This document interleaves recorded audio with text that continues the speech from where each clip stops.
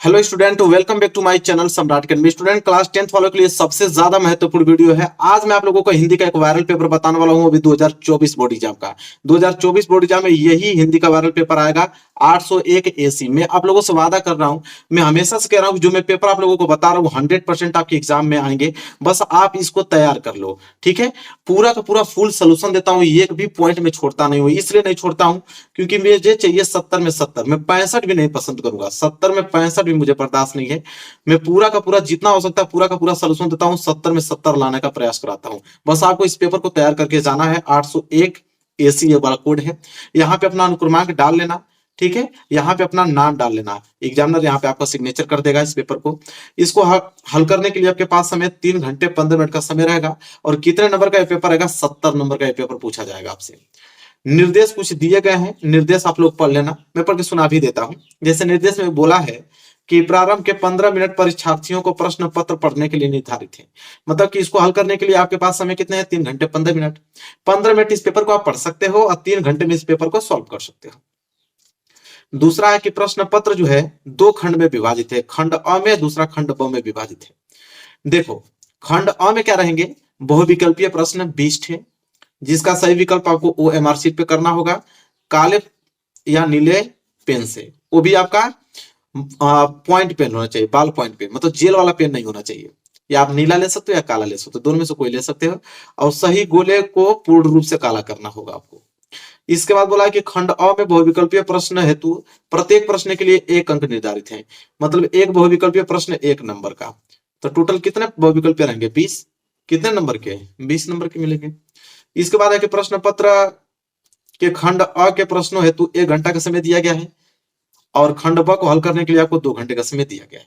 अब आपका मन चाहे 10 मिनट में कर लो, चाहे 20 मिनट में कर लो। इसके बाद है कि प्रत्येक प्रश्न के सम्मुख उसके निर्धारित अंक दिए गए। मतलब हर एक प्रश्न के आगे बताया गया कि प्रश्न कितने नंबर का है। देखो, पेपर स्टार्ट होता है यहाँ से, खंड अ, ठीक है। और खंड अ में देखो बहुविकल्पीय प्रश्न पहले स्टार्ट होगा। और पहला प्रश्न देखो क्या है। पहला प्रश्न है कि शुक्ल युग का नामकरण किस विद्वान के नाम पर किया गया?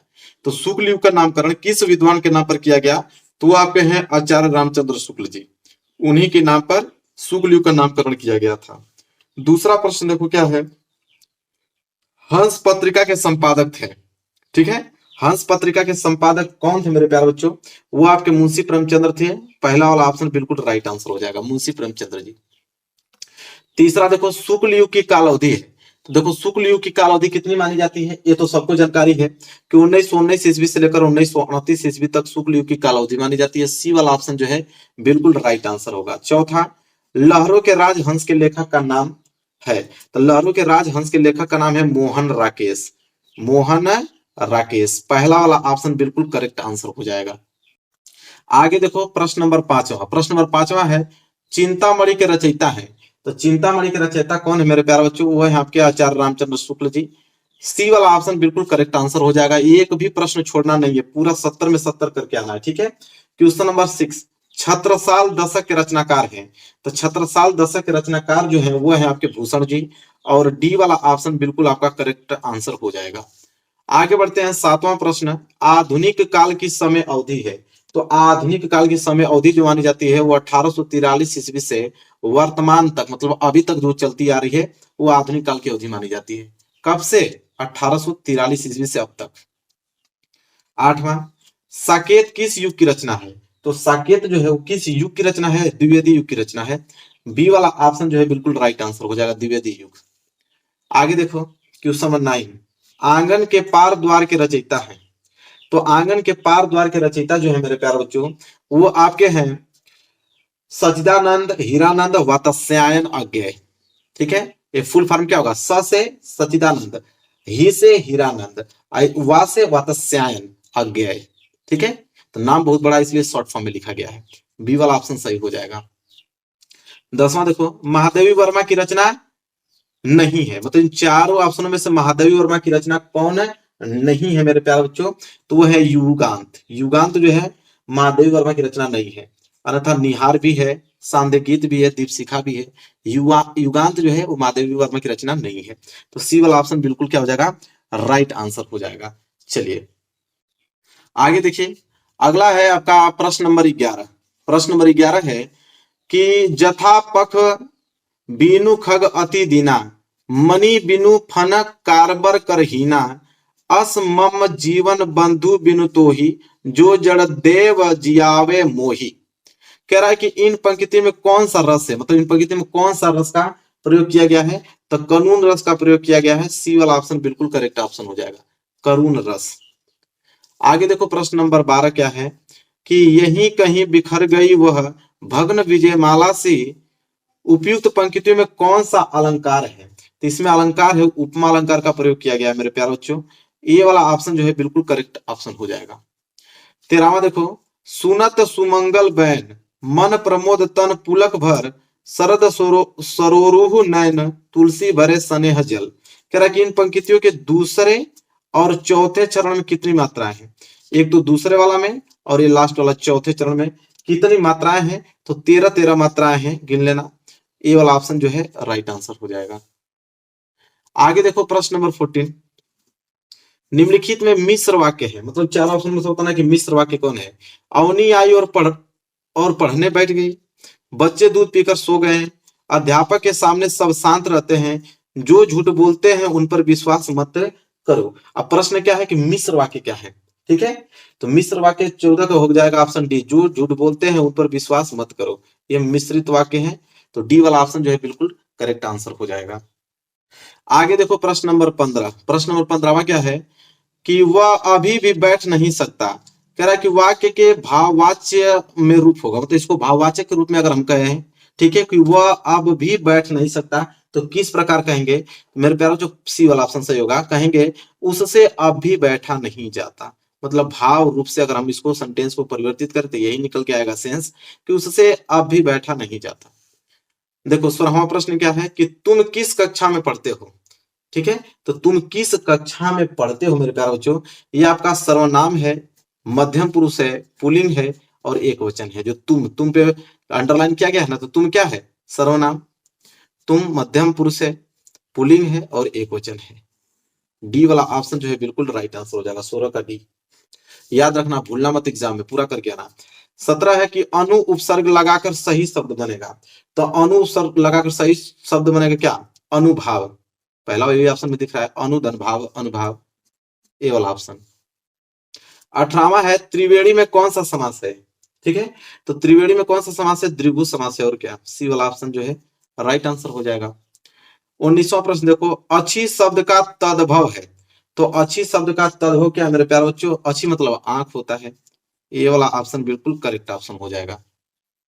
चलिए आगे देखते हैं 20वां प्रश्न क्या है कि निम्नलिखित में अग्नि का पर्यायवाची नहीं है, मतलब अग्नि का पर्यायवाची शब्द कौन नहीं है इसमें, तो आपका क्या है, अनिल। अनिल जो है अग्नि का पर्यायवाची शब्द नहीं होता है, अनल भी होता है, पावक भी होता है और ज्वलास भी होता है। अनिल जो है अग्नि का पर्यायवाची नहीं होता है, इसलिए बी वाला ऑप्शन सही हो जाएगा। तो देखो 20 बहुविकल्पीय प्रश्न हमने बता दिया, अब खंड ब आ गया, और खंड ब में आपके वर्णनात्मक प्रश्न रहेंगे, ठीक है। 21वां प्रश्न देखो क्या है, 21वां प्रश्न मेरे प्यारे बच्चों है कि निम्नलिखित गद्यांश पर आधारित 3 प्रश्नों के उत्तर दीजिए, ठीक है। 6 नंबर मिलेगा आपको, 2-2 नंबर के हिसाब से 3 प्रश्नों का उत्तर देते हो तो, लेकिन इसमें एक क रहेगा और एक ख रहेगा, या तो क करो या तो ख करो अथवा करके, तो मैं दोनों का आंसर बताऊंगा आपको। पहले क वाला बता देता हूं, पहले इसको देख लो क्या है। रोहतास दुर्ग के प्रकोष्ठ में बैठी हुई ममता सोण के तीक्ष्ण गंभीर प्रवाह को देख रही है। ममता विधवा थी, उसका यौवन सोन के समान उमड़ रहा था, मन में वेदना, मस्तिष्क में आंधी, आंखों में बरसात लिए वह सुख के कंटक शयन में विकल थी। वह रोहतास दुर्गपति के मंत्री चूड़ामणि की अकेली दुहिता थी। फिर उसके लिए अभाव होना असंभव था, परंतु वह विधवा थी। हिंदू विधवा संसार में सबसे तुच्छ निराश्रय प्राणी है, तब उसकी विडंबना का कहाँ अंत था। ये बहुत इंपॉर्टेंट मेरे प्यारे बच्चों, देखो ये दिया है, इसके नीचे 3 प्रश्न है, 3 प्रश्न करोगे, जैसे पहला है उपयुक्त गद्यांश का संदर्भ लिखो, 2 नंबर मिलेगा। अभी मैं सोल्यूशन इसका बता रहा हूँ। गद्यांश के रेखांकित अंश का भाव स्पष्ट कर दो, 2 नंबर इसमें। हिंदू विधवा को तुच्छ निराश्रय प्राणी क्यों कहा गया है, 2 नंबर। चलो अब देखो सबका, पहले अ वाला देखते हैं। देखो यहाँ लिखा भी हूं, देखो यहाँ लिखा हूं 21वां का अ। सबसे पहले देखेंगे हम लोग संदर्भ। संदर्भ में देखेंगे कि प्रस्तुत गद्य अवतरण हमारी पाठ्य पुस्तक हिंदी के गद्य खंड में संकलित ममता नामक कहानी से उद्धृत है। इसके लेखक छायावादी युग के प्रवर्तक जयशंकर प्रसाद जी हैं। मतलब ये जो गद्यांश लिया गया है ममता चैप्टर से लिया गया है, इसके लेखक जयशंकर प्रसाद जी हैं। बस यहां से आपको चेक होगी कॉपी, 2 नंबर आपको दे दिया जाएगा। इसके बाद देखो क्या बोला था, गद्यांश के रेखांकित अंश का भाव स्पष्ट कीजिए। जहां तक अंडरलाइन किया गया है, कहां तक, मन में वेदना, मस्तक में आंधी, आंखों में बरसात लिए, वह सुख के कंटक शयन में विकल थी। यहां तक हमें इसका व्याख्या बताना है, 2 नंबर मिलेगा। चलो भाई इसका आंसर लिखो।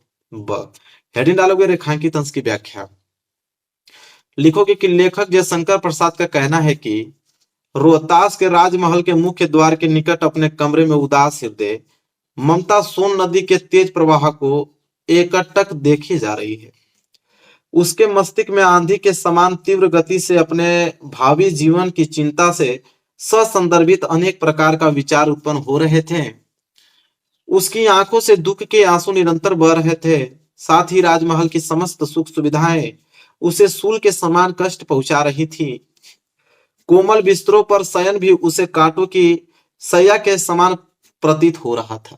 यह उसका व्याख्या है। एग्जामिनर आपको पूरा 2 नंबर देगा, 1 नंबर भी नहीं काटेगा इस तरह लिखोगे तो। इसके बाद ऐसा वाला, हिंदू विधवा को तुच्छ निराश्रय प्राणी क्यों कहा गया है, इसमें भी 2 नंबर मिलेगा।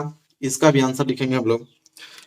वाला, कि सामाजिक परिस्थितियों के कारण आज भी हिंदू समाज में विधवा का जीवन दुखी, उपेक्षित तथा अनाथ जैसा होता है। इस कारण उसका जीवन उसके लिए भार स्वरूप बन जाता है। इसी कारण हिंदू विधवा को तुच्छ निराश्रय प्राणी कहा गया है। बस 2 नंबर इसमें मिल गया, टोटल 6 नंबर मिल गया। तो ये आप पे डिपेंड करता है कि आप क वाला करते हो या इधर दिया है ख वाला। देखो अथवा दिया है ना, अथवा करके ख वाला, दोनों में से कोई एक ही आपको करना है, लेकिन मैं आंसर पूरा बता रहा हूं आप लोगों को।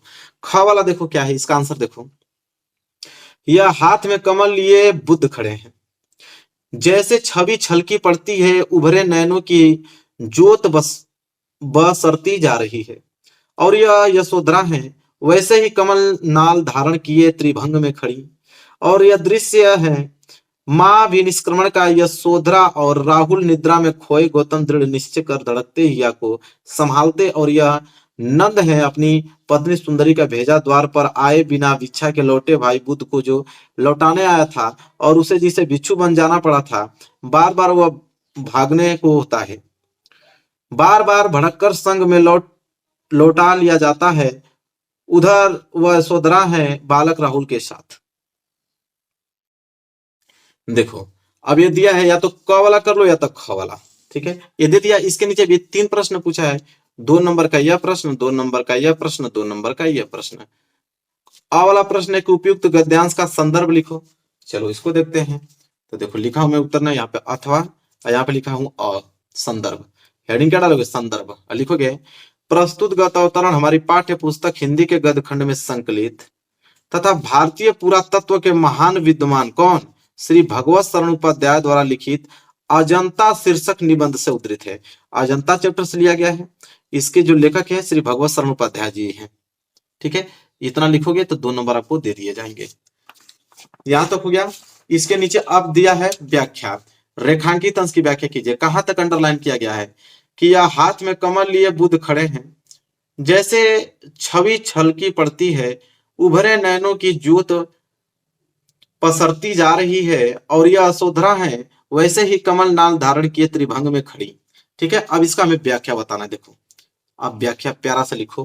हेडिंग डाल रेखांकित अंश की व्याख्या लिखो कि प्रस्तुत गद्यांश के लेखक भगवान बुद्ध के घर त्यागने समय के अजंता के चित्रों का वर्णन करते हुए कहते हैं कि एक तरफ हाथ में कमल पकड़े हुए भगवान बुद्ध खड़े हैं, जिनका सौंदर्य सर्वत्र छलककर बिखरता प्रतीत हो रहा है, और उनकी आंखों का प्रकाश सर्वत्र फैल रहा है। उनकी पत्नी यशोधरा भी वैसा ही कमल का फूल कमल नाल पकड़कर त्रिभंगी मतलब 3 स्थानों से बल पड़ी हुई मुद्रा में खड़ी हुई चिंतित की गई हैं। मतलब उनको चित्रित किया गया है, चित्रित की गई हैं, और यह चित्र बड़ा ही क्या है, जीवंत लग रहा है। यह उसका व्याख्या है। 2 नंबर दे दिया जाएगा आपको। एक प्रश्न और पूछा था नीचे 2 नंबर के लिए कि उपयुक्त गद्यांश में कहाँ के दृश्यों का चित्रण किया गया है। तो लिखेंगे हम लोग वाला कि प्रस्तुत गद्यांश में अजंता की गुफाओं में चित्रित भगवान बुद्ध के महाभिनिष्क्रमण मतलब जो गृह त्याग किए थे उनके दृश्य का चित्र रूप में अत्यधिक भावात्मक और विस्तृत वर्णन किया गया है। लो भाई 2 नंबर इसमें भी मिल गया। पूरा फुल डिटेल बता रहा हूं। अब आपका मन चाहे क करो एग्जाम में चाहे ख करो, मैं बताने के लिए सब बता रहा हूं। इसके बाद 22वां प्रश्न देखो, 21 प्रश्न समाप्त हो गया। 22वां क्या है कि दिए गए पद्यांश पर आधारित 3 प्रश्नों के उत्तर दीजिए। और ये प्रश्न कितने नंबर का है? ये भी 6 नंबर का है। अभी हमने गद्यांश करके आया, पद्यांश आ गया। पद्यांश भी 2 आता है, या तो आप क करो या तो आप ख करो। तो हालांकि पहले हम लोग क करेंगे। क क्या है? यहां से लेकर यहां तक पढ़ लो, मैं पढ़ भी देता हूं कि पूर्ते निकसी रघुबीर बधु धरी धीर दय मग में डग द्वे झलकी भरी भाल कनी जल की पूट सूखी गए मधुराधर वे फिरी बुझती है चलनो अब केतिक पर्ण कुटी करी हो कितक है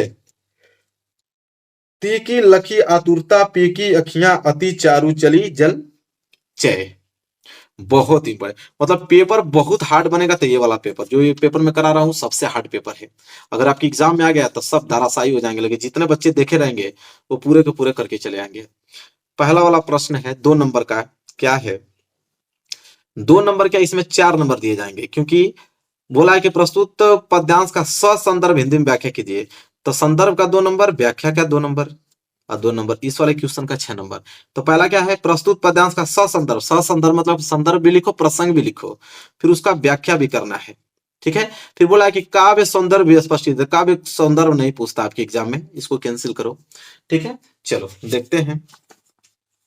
देखो 22वां का पहला वाला संदर्भ क्या है? प्रस्तुत पद्यांश गोस्वामी तुलसी द्वारा रचित कवितावली से हमारी पाठ्य पुस्तक हिंदी के काव्य खंड में संकलित वनपथ शीर्षक कविता से अवतरित है। मतलब वनपथ शीर्षक कविता से अवतरित है। और इसके रचयिता कौन है? कवितावली से हमारे पाठ्य पुस्तक हिंदी काव्य खंड में संकलित वनपथ शीर्षक लिया गया है। गोस्वामी तुलसीदास जी हैं, यहाँ पे दिख रहा है आपको, गोस्वामी तुलसीदास जी लिखे हैं। वनपथ शीर्षक से लिया गया है, वन पथ पर। प्रसंग लिखेंगे इसका कि कवि ने इन पंक्तियों में अयोध्या से पैदल ही वन को जाती हुई सीता की थकावट को मार्मिक वर्णन किया है। ठीक है, प्रसंग। अब व्याख्या, इसको देख लो, यहां से यहां तक देख लिया ना, इसी का व्याख्या करना है। अब व्याख्या देखो।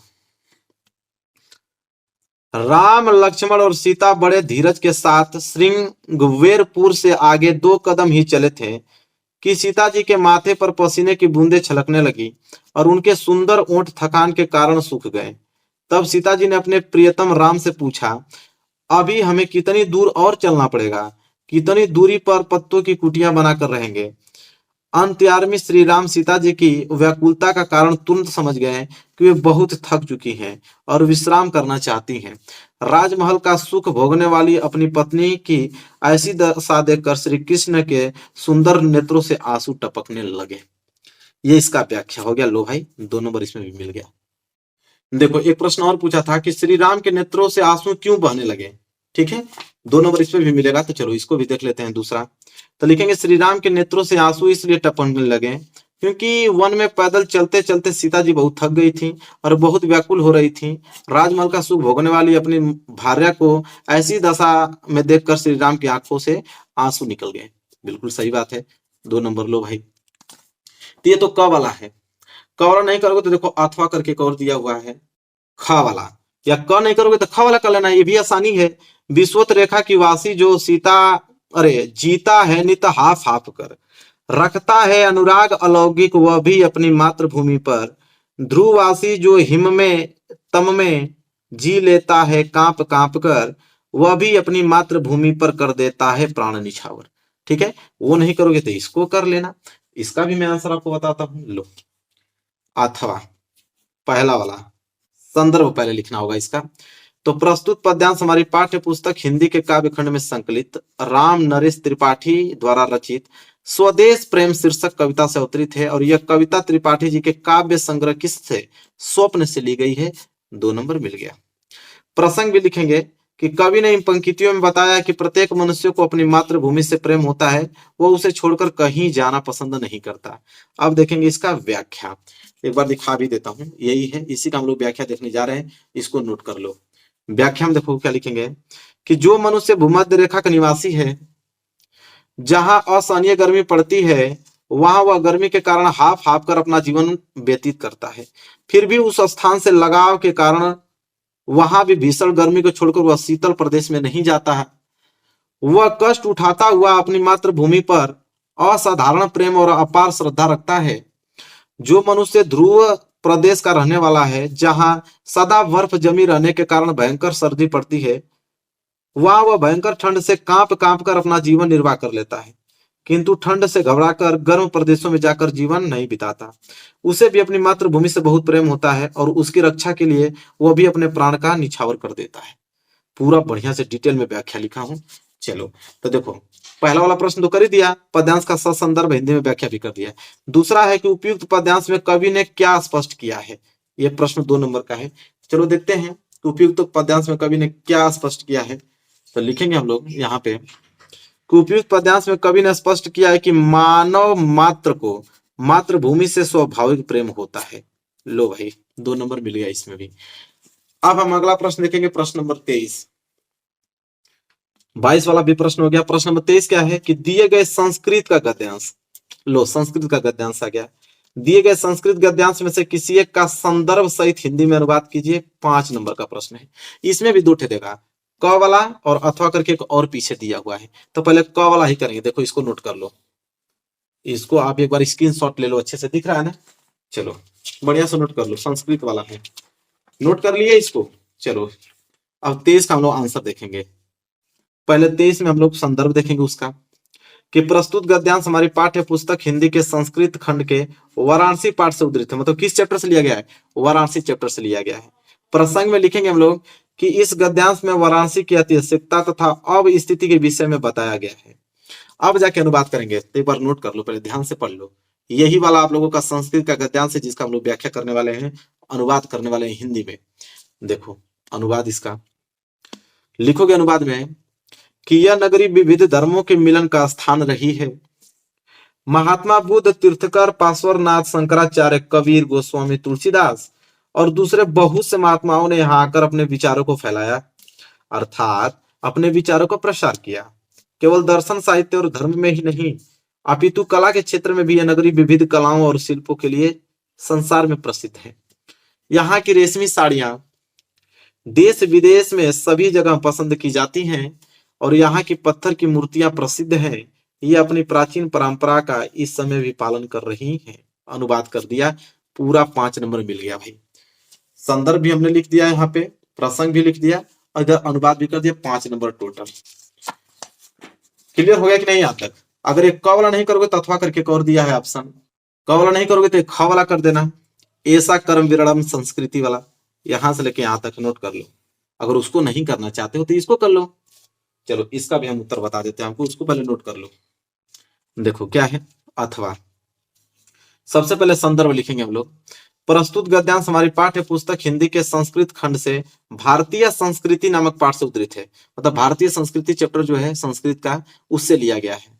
प्रसंग की अगर हम बात करें तो इसमें भारतीय संस्कृति के स्वरूप और महत्व पर प्रकाश डाला गया है। अब हम करेंगे इसका अनुवाद। अनुवाद करने से पहले एक बार देखेंगे हम इसको, पहले नोट कर लो। यहां से लेकर यहां तक हिंदी में इसका अनुवाद करने वाले हैं। नोट कर लिया आपने, स्क्रीनशॉट ले लिया? चलो लो भाई अनुवाद लिखेंगे कि यह कर्म में संलग्न रहने वालों कर्मवीरों की संस्कृति है। यहाँ कर्म करते हुए ही 100 वर्षों तक जीने की इच्छा करनी चाहिए। यह इसकी घोषणा है, पहले कर्म बाद में फल। यह हमारी संस्कृति का नियम है और इस समय जब हम लोग राष्ट्र के नव निर्माण में लगे हुए हैं, निरंतर काम करना ही हमारा प्रधान कर्तव्य है और अपने परिश्रम का फल भोगने योग्य है। दूसरे का श्रम का शोषण त्यागने योग्य है।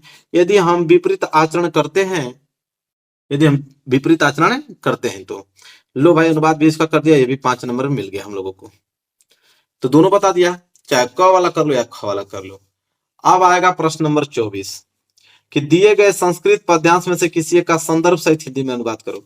5 नंबर का। अब तक हम लोग क्या देखे थे, संस्कृत का गद्यांश, अब संस्कृत का पद्यांश, ये भी 5-5 नंबर है। ठीक है, तो देखो इसमें भी आपको क कर लो या ख कर लो, या क कर लो या अथवा करके आपको दिया ख कर लो, दोनों में से कोई एक कर लो। तो पहले हम लोग यहां से क वाला के देखेंगे, जहां तक मैं घेर दिया इसको नोट कर लो।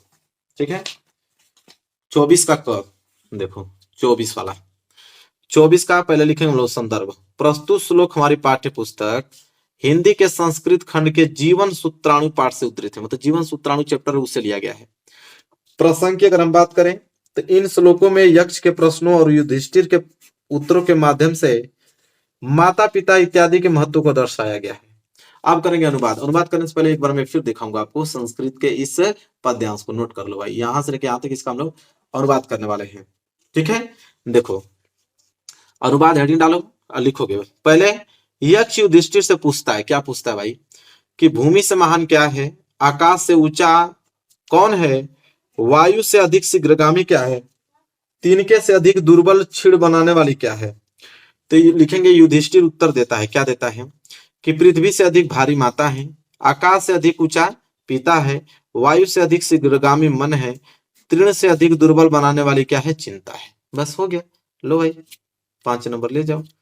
अथवा वाला देखो, पहले अथवा देख लें, अगर क वाला नहीं करोगे तो अथवा करके ख वाला कर लेना, कि मरणम मंगलम यत्र विभूति विभूषणम कौपिन यत्र कौशल्य सा काशी के नियते, इसका कर लेना हिंदी में अनुवाद, 5 नंबर मिल जाएगा। इसका भी उत्तर देख लो, अथवा वाला का उत्तर। पहले संदर्भ लिखोगे कि प्रस्तुत श्लोक हमारी पाठ्य पुस्तक हिंदी के संस्कृत खंड के वाराणसी पाठ से उद्धृत, मतलब वाराणसी चैप्टर से लिया गया है। प्रसंग की बात करें तो इस श्लोक में वाराणसी की पूर्ण ख्याति का वर्णन किया गया है। अब करेंगे इसका अनुवाद। अनुवाद करने से पहले मैं एक बार फिर दिखाना चाहूंगा अब इसको, संस्कृत के पद्यांश को यहां से यहां तक। अब हमें दिखाऊंगा इसका अनुवाद। अनुवाद क्या है, कि जहां पर मरना कल्याणकारी समझा जाता है, जहां शरीर पर भस्म धारण करना आभूषण है, जहां कौपिन मतलब क्या होता है, लंगोटी ही रेशमी वस्त्र है, वह काशी किसके द्वारा मापी जा सकती है, अर्थात उसकी समता किससे की जा सकती है। तात्पर्य है कि किसी से भी नहीं। बस लो भाई, हो गया। अब प्रश्न नंबर 25 पे आओ। प्रश्न नंबर 25 क्या है, कि अपने पठित खंड काव्य के आधार पर निम्नलिखित प्रश्नों को किसी एक प्रश्न का उत्तर दीजिए। खंड काव्य है मुक्तिदूत, ज्योति जवाहर, ज्योति जवाहर के बाद मेवाड़ मुकुट, अग्र पूजा, जय सुभाष, मातृभूमि, फिर कर्ण। ठीक है, कर्ण की बात देखो, और कर्ण के बाद तुमुल। अब आप सोचोगे इतना क्यों दिखा रहे हैं, इतना आता है, लेकिन जिला वाइज आता है। आपके जिला में जो देगा वही आपको करना होगा।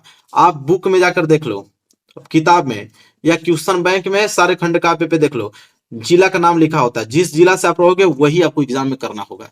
ठीक है, चलो 26वां प्रश्न देखो।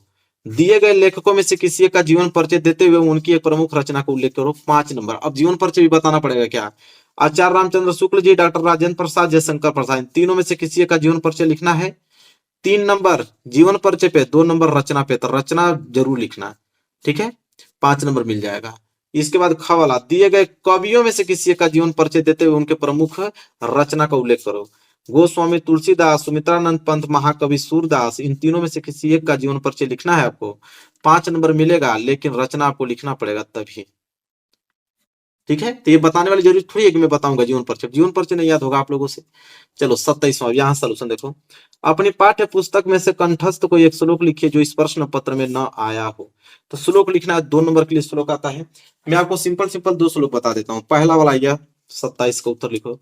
बंधम मरणम वापी जय वापी पराजय, उभयत्र समो वीर वीर भाव ही वीरता। देखो कितना छोटा है। ठीक है, इसको नोट कर लो।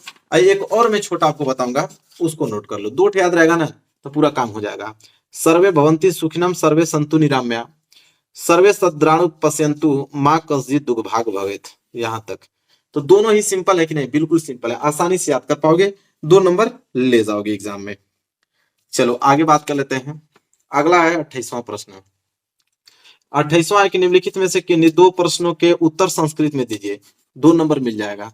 4 प्रश्न होते हैं, 2 ही करना होता है। जैसे पहला है चंद्रशेखर स्वनामक किम अकथयत, और दूसरा है अलछेंद्र क आसित, तीसरा है वाराणसी कस्या भाष्यायाम केंद्रम अस्ति। और चौथा है कि वीर केन पूजते। चारों मैंने पढ़ के सुना दिया ना, और चारों को लगातार आंसर लिख लो। लो भाई मैं सब बता रहा हूं। पहला का हो जाएगा चंद्रशेखर स्वनाम आजाद इति अकथयत। दूसरा कलचंद्र यवन राज का आसित। इसके बाद वाराणसी भारतीय संस्कृत संस्कृत भाषायाम केंद्रम अस्ति और वीर केन पूजित। लो चारों का मैंने सीरियल बाय सीरियल पूरा सोल्यूशन बता दिया, नोट कर लो। चलो आगे देखो 29वां प्रश्न देखो क्या है। निम्नलिखित में से किसी एक विषय पर निबंध लिखिए 7 नंबर। भारत में आतंकवाद के कारण और निवारण, प्रदूषण की समस्या और समाधान, तीसरा स्वदेश प्रेम, विज्ञान के चमत्कार। विज्ञान के चमत्कार पे ऑलरेडी बना चुका हूं। आज की वीडियो में प्रदूषण की समस्या तथा समाधान पे बता देता हूं। 7 नंबर मिल जाएगा आप लोगों को। बहुत सिंपल लिख के लेके आया हूं, ज्यादा भारी नहीं। प्रदूषण की समस्या तथा समाधान हेडिंग डालना। पहली हेडिंग आपकी बनेगी प्रस्तावना। पहली हेडिंग प्रस्तावना होना ही चाहिए। क्या है प्रस्तावना में कि वर्तमान समय में प्रदूषण ने एक भयानक रूप धारण किया हुआ है। आज देश के कोने कोने में प्रदूषण फैलाव बढ़ता जा रहा है, जिसके कारण हजारों व्यक्ति बीमारी का शिकार हो रहे हैं।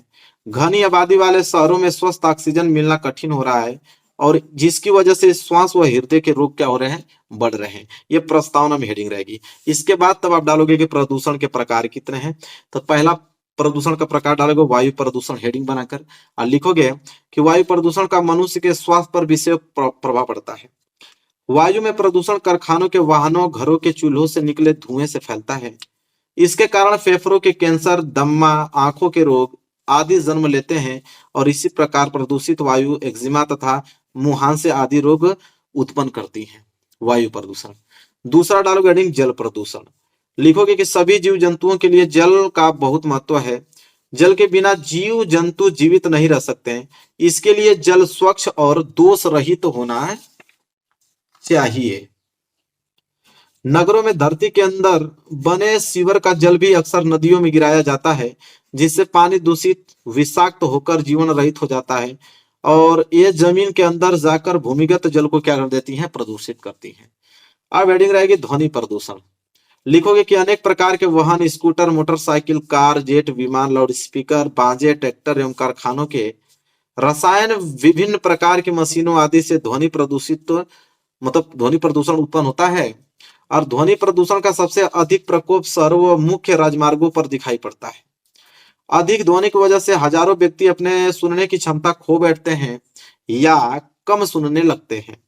ध्वनि प्रदूषण से बेचैनी, घबराहट और तन्मयता में बाधा पड़ती है।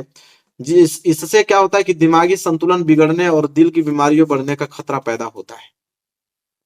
अगली हेडिंग डालोगे रेडियो धर्मी प्रदूषण। चौथा लिखोगे कि आज विश्व के सभी विकसित और विकासशील देशों में परमाणु विस्फोट और वैज्ञानिक परीक्षण हो रहे हैं। प्रदूषण के ये भी बहुत बड़े कारण परमाणु शक्ति उत्पादन केंद्रों और परमाणु परीक्षण के फलस्वरूप जल, वायु और पृथ्वी का प्रदूषण निरंतर बढ़ता जा रहा है। यह प्रदूषण केवल आज की पीढ़ी के लिए नहीं बल्कि आने वाली पीढ़ी के लिए भी खतरनाक है। इस पर पाबंदी लगाना सबसे बड़ी समस्या है, क्योंकि हथियारों और वैज्ञानिक क्षमता से लेस होने की होड़ में हर देश आगे बढ़ना चाहता है और इस होड़ के रोकने के उपाय अभी कारगर नहीं हो पाए हैं। अब आपकी अगली हेडिंग रहेगी प्रदूषण की समस्या तथा समाधान। उसका समाधान कैसे किया जाए। लिखेंगे प्रदूषण की समस्या को समाप्त करने के लिए सरकार द्वारा अनेक प्रयास किए गए हैं। इस समस्या को रोकने के लिए हमारी सरकार ने विभिन्न नियम एवं कानून बनाए हैं। आइए पहले उन पर विचार करते हैं। कौन कौन से नियम और कानून सरकार ने बनाया है उसको देखेंगे। चलो भाई 7 नंबर का सवाल है, पूरा डिटेल में लिखना पड़ेगा। पहला, पुराने वाहनों से निकलने वाले धुओं को चेक करवाना। दूसरा, नए लाइसेंस दिए जाने से पूर्व उन्हें औद्योगिक कचरों के निस्तारण की समुचित व्यवस्था तथा पर्यावरण विशेषज्ञों से स्वीकृत कराना। तीसरा है कि वनों की अनियंत्रित कटाई को रोकने के लिए कठोर नियम बनाया जाना। और चौथा है कि कारखानों को नगरों के बाहर विस्थापित किया जाना है। पांचवा है कि 8 वर्षों से पुराने व्यापारिक वाहनों के चलाने नर रोक लगाया जाना। ठीक है, नर रोक लगाया जाना। 5 हमने कारण आपको बता दिया। अब लास्ट हेडिंग आपकी रहेगी उपसंहार। पहली हेडिंग आप लोगों को प्रस्तावना और लास्ट हेडिंग उपसंहार ही होता है। लिखोगे कि सरकार द्वारा प्रदूषण की समस्या से छुटकारा दिलवाने के लिए ही संभव प्रयास किया जा रहा है और इसके लिए आज जनता को भी जागरूक होने की आवश्यकता है। तभी हम इस भयानक समस्या से मुक्त हो सकते हैं और सिर्फ सरकार के प्रयास, नागरिक इसके प्रति जागरूक नहीं होगा।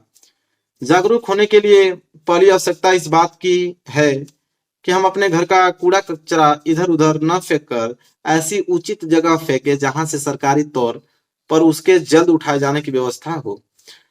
कूड़े कचरे का सड़ना भी वायु प्रदूषण का कारण बनता है। बिल्कुल सही बात है। समाप्त। 7 नंबर मिल गया। और लास्ट प्रश्न आप लोगों का है क्या? 30वां प्रश्न है कि शुक्ल मुक्ति हेतु अपने विद्यालय के प्रधानाचार्य को एक प्रार्थना पत्र लिखिए।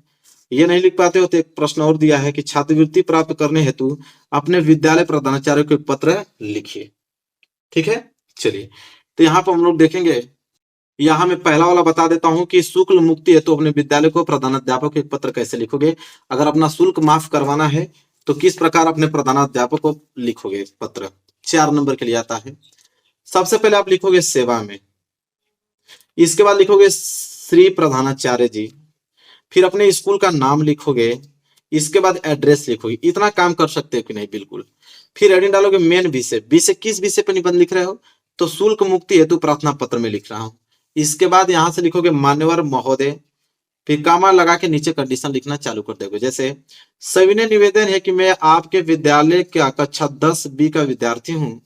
मेरे पिताजी अपने छोटे से व्यवसाय द्वारा बड़ी कठिनाई से परिवार का पालन पोषण करते हैं। कमर तोड़ महंगाई के कारण काफी कठिनाइयों का सामना करना पड़ रहा है। घर में प्राय आवश्यक वस्तुओं का अभाव रहता है। मेरे 4 भाई बहन विभिन्न स्कूलों में पढ़ रहे हैं। उनकी पढ़ाई लिखाई आदि के खर्चे का मानसिक बोझ पिताजी के सर पर सदा रहता है। मैं अपनी कक्षा का परिश्रमी छात्र हूं और कक्षा में सदा प्रथम स्थान प्राप्त करता रहा हूं।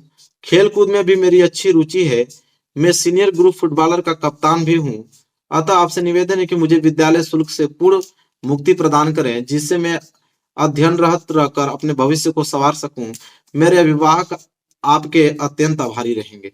बस हो गया पूरा कंडीशन। इसके बाद आपका आज्ञाकारी शिष्य सतीश वर्मा, अपना नाम लिख दीजिएगा, डेट लिख दीजिएगा और कक्षा 10B के आप छात्र हैं, सेक्शन लिख दीजिएगा। लो भाई, पूरा समाप्त। पूरा का पूरा पेपर ही समाप्त। तो बताओ एक पॉइंट भी हमने इस पेपर में छोड़ा है? एक भी पॉइंट हमने इस पेपर में नहीं छोड़ा है। मेरे प्यार बच्चों, बस आपको पढ़ के जाना है, 70 में 70 नंबर लेकर आना है। वीडियो को लाइक कर देना, चैनल पर ना तो चैनल को जरूर सब्सक्राइब कर लेना। मिलेंगे आपसे नेक्स्ट वीडियो में, तब तक के लिए धन्यवाद।